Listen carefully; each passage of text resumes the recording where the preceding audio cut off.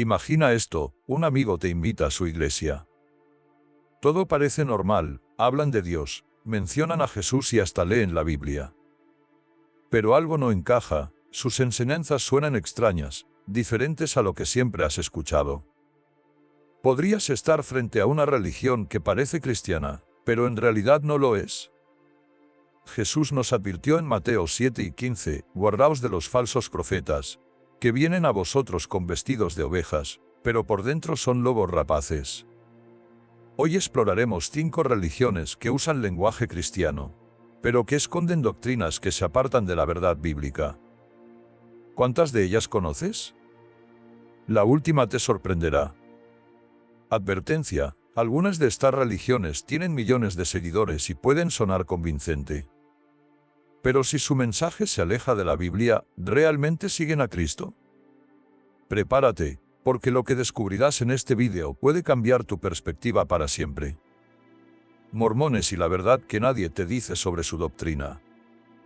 Imagina que alguien te entrega un libro y te dice: este es el mensaje verdadero de Dios, más importante que la Biblia misma.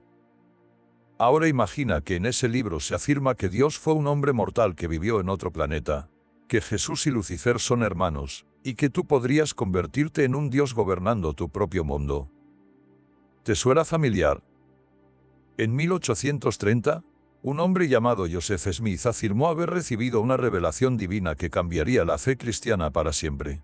De esa revelación nació el mormonismo, un movimiento que se presenta como la restauración del verdadero Evangelio de Cristo. Pero, ¿qué tan fiel es esta doctrina a la Biblia? Para empezar, el mormonismo enseña que Dios no siempre fue Dios. Según su doctrina, alguna vez fue un hombre mortal que vivió en otro planeta y, tras un proceso de exaltación, se convirtió en la divinidad suprema. Esto choca frontalmente con lo que enseña la Escritura: Dios es eterno, inmutable y no depende de nadie ni de nada para existir. No hay ascensión ni transformación en su naturaleza, porque Él es el mismo ayer, hoy y por los siglos. Pero la diferencia no termina ahí. En la fe mormona, Jesús y Lucifer son presentados como hermanos espirituales, hijos del mismo Padre Celestial.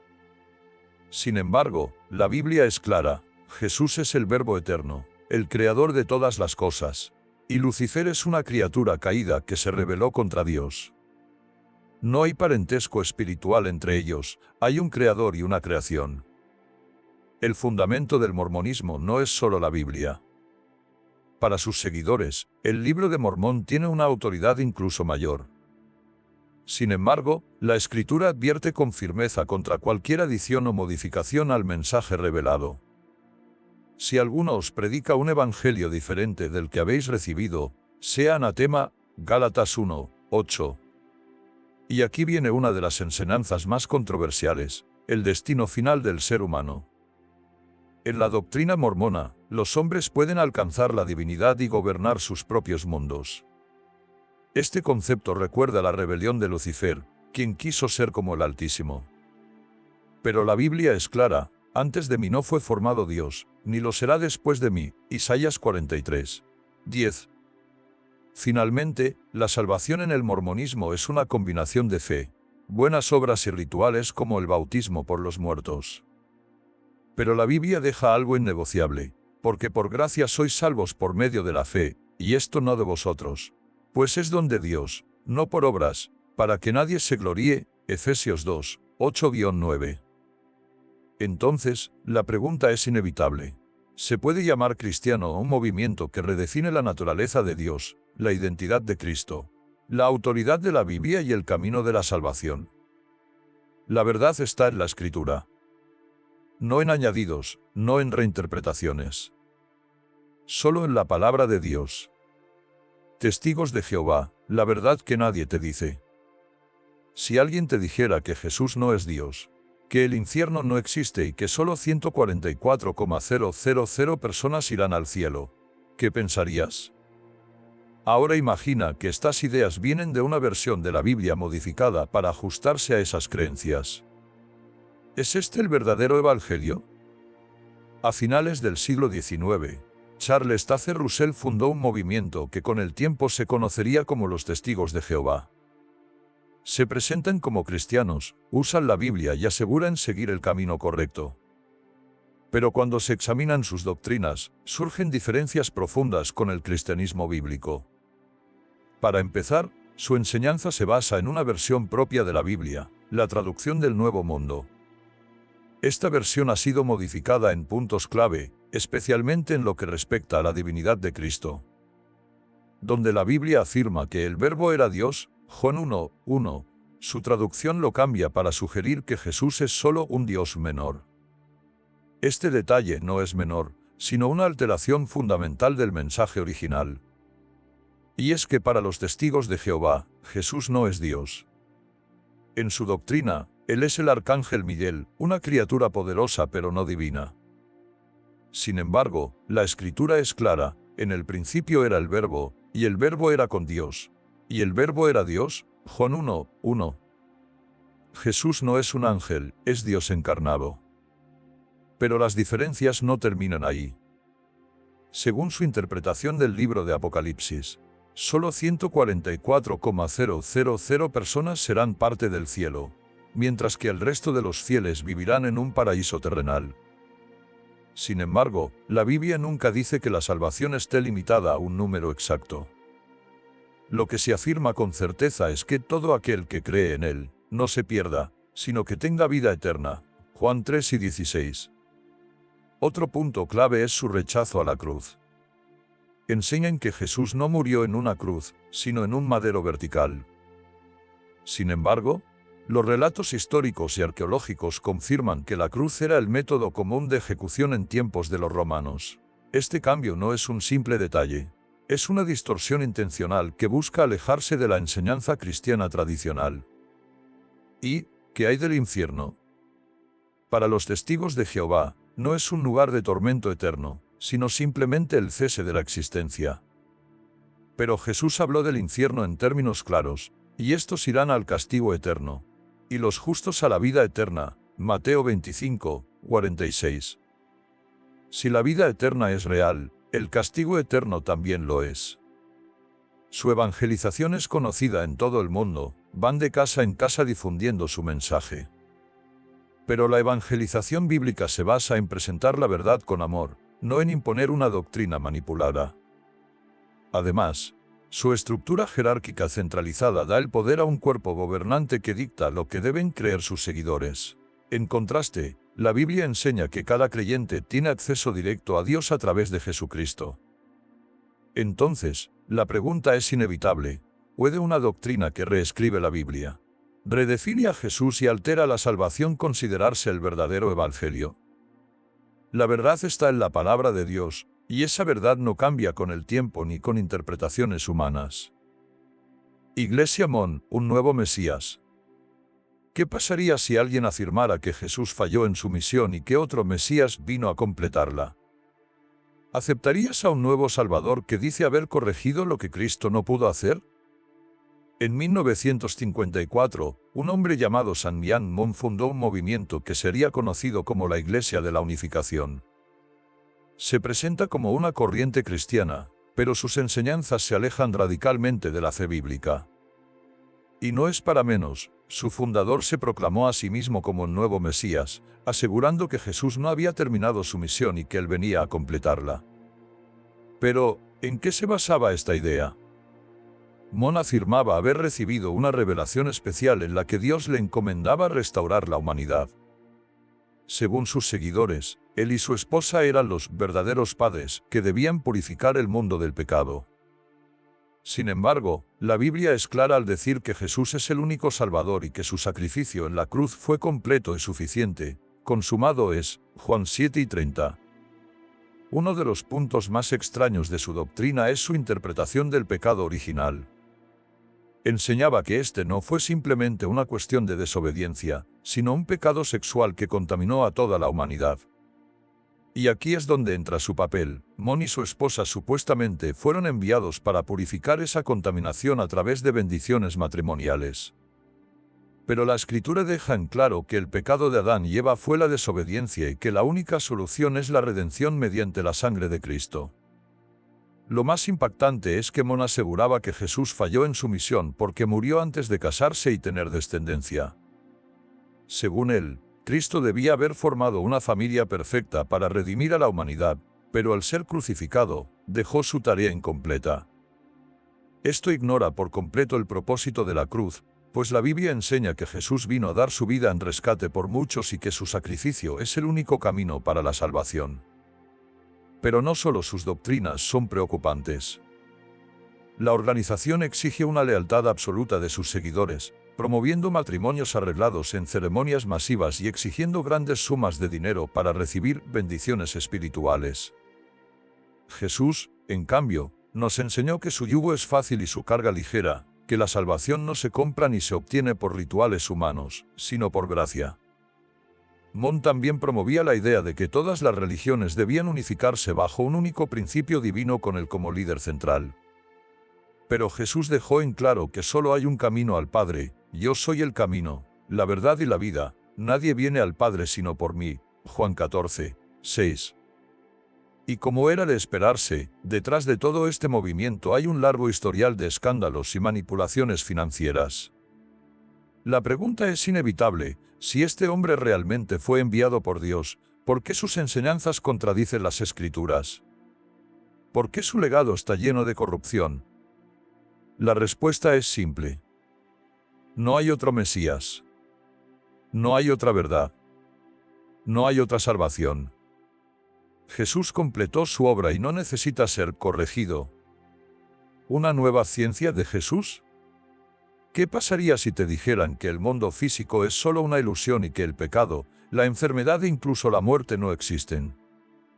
Esto es exactamente lo que enseña la ciencia cristiana, un movimiento que usa el nombre de Jesús, pero que presenta una visión completamente diferente del Evangelio.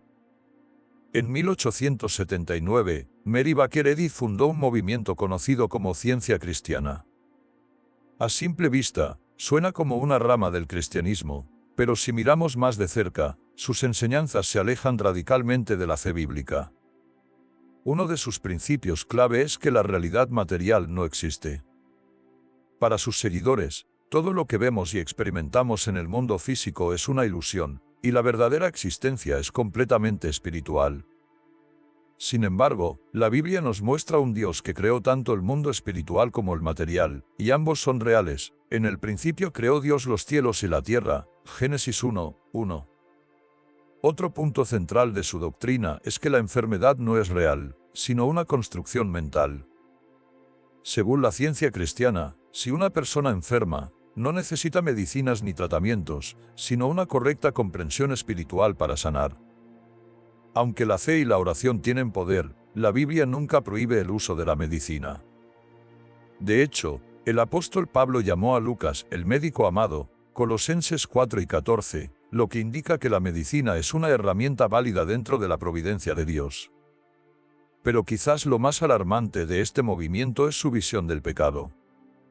Para ellos, el pecado no es real, sino solo un error de percepción. Esto ignora completamente la enseñanza bíblica sobre la caída de la humanidad.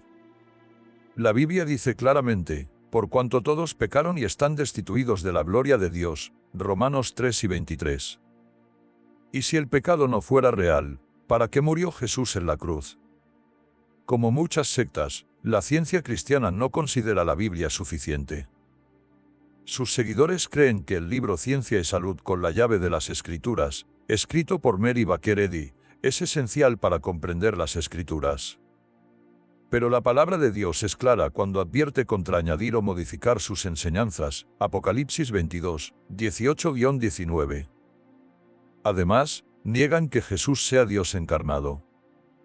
Para ellos, Cristo era solo un maestro iluminado que vino a demostrar la verdadera naturaleza espiritual de la existencia. Sin embargo, el Nuevo Testamento dice repetidamente que Jesús es Dios. En el principio era el Verbo, y el Verbo era con Dios, y el Verbo era Dios. Juan 1:1. Otra enseñanza preocupante es que rechazan la resurrección física de Cristo. Dicen que su resurrección fue solo un símbolo del dominio espiritual sobre la materia, cuando en realidad la Biblia es clara: si Cristo no resucitó, vuestra fe es vana. aún estáis en vuestros pecados. 1 Corintios 3 y 17. Por último, esta doctrina pone un énfasis excesivo en el poder de la mente para transformar la realidad. Pero el verdadero poder está en Dios, no en el pensamiento humano. La confianza del creyente no debe estar en su percepción, sino en la verdad de Dios.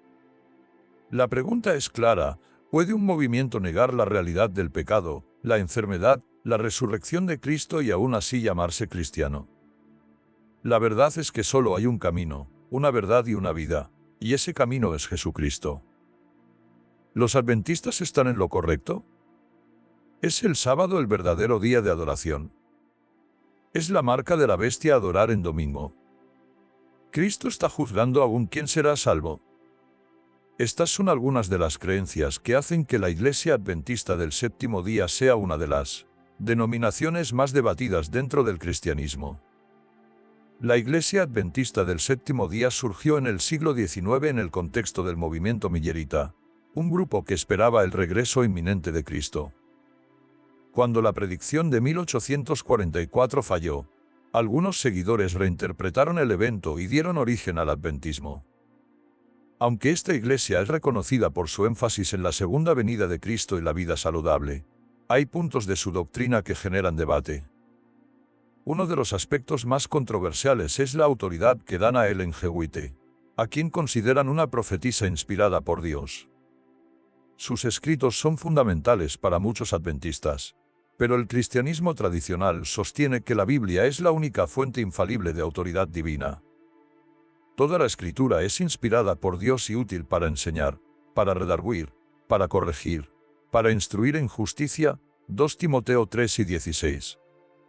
Otro punto clave es la doctrina del juicio investigativo. Según los adventistas, desde 1844 Cristo está examinando las vidas de los creyentes para determinar quién será salvo.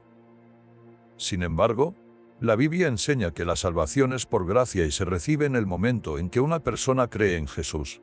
De cierto os digo, el que oye mi palabra y cree al que me envió, tiene vida eterna, y no vendrá a condenación, mas ha pasado de muerte a vida. Juan 5 y 24. La observancia del sábado es otro pilar del adventismo. Ellos creen que el sábado es el verdadero día de adoración y que la fidelidad a Dios se demuestra guardándolo. Sin embargo, el Nuevo Testamento nunca impone el sábado a los creyentes gentiles. De hecho, Pablo dijo: uno hace diferencia entre día y día, otro juzga iguales todos los días. Cada uno esté plenamente convencido en su propia mente. Romanos 14, 5. También siguen reglas dietéticas del Antiguo Testamento, evitando alimentos impuros según Levítico 11.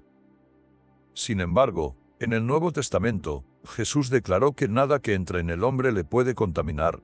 Marcos 7 y 15, y Pablo escribió que todo lo que Dios creó es bueno, y nada es de desecharse si se toma con acción de gracias. 1 Timoteo 4, 4. Uno de los temas más polémicos es la creencia de algunos adventistas de que quienes adoran en domingo están aceptando sin saberlo la marca de la bestia. Sin embargo, la Biblia no dice que el domingo sea la marca de la bestia. De hecho, los primeros cristianos se reunían el primer día de la semana. Hechos 20, 7. A pesar de estas diferencias doctrinales, se reconoce que los adventistas promueven valores como la vida santa, el estudio de la Biblia y el énfasis en la salud. Pero la pregunta sigue en pie: ¿la salvación depende del sábado o del juicio de 1844? La Biblia es clara: porque por gracia sois salvos por medio de la fe, y esto no de vosotros, pues es don de Dios, no por obras, para que nadie se gloríe. Efesios 2, 8-9. ¿Qué opinas tú? ¿Es necesario guardar el sábado o nuestra fe en Cristo es suficiente?